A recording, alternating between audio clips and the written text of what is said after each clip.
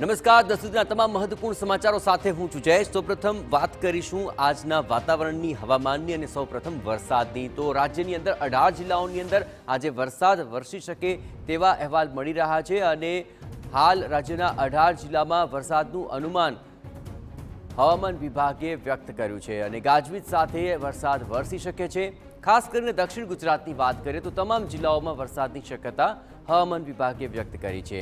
એ સિવાય મધ્ય ગુજરાત અને સૌરાષ્ટ્રના અમુક જિલ્લાઓમાં પણ હળવા વરસાદનું અનુમાન થઈ રહ્યું છે। હવામાન વિભાગે વરસાદને લઈને આ 18 જિલ્લાઓની અંદર શક્યતાઓ વ્યક્ત કરી છે।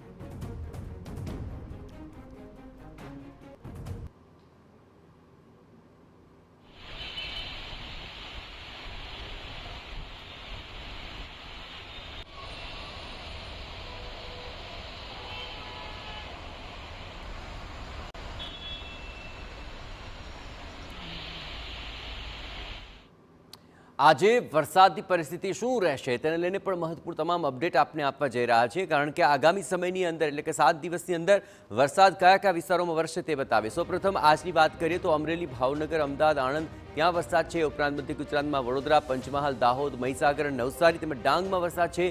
છોટાઉદેપુર, ભરૂચ, નર્મદા, સુરત અને તાપીમાં પણ વરસાદ પડી શકે છે। અમરેલી, ભાવનગર, અમદાવાદ અને આણંદની અંદર આજે જ્યાં વરસાદ પડશે તો તેને લઈને પણ હવામાન વિભાગે શક્યતા વ્યક્ત કરી છે।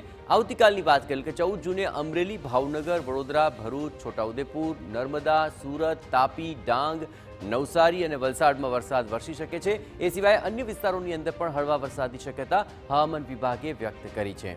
આપણે જણાવીએ કે અહીં આગામી દિવસોની અંદર વરસાદ ધીમે ધીમે સાર્વત્રિક રીતે આગળ વધે તેવી હવામાન વિભાગે શક્યતા વ્યક્ત કરી છે। દક્ષિણ ગુજરાતમાં વરસાદે દસ્તક દઈ દીધી છે।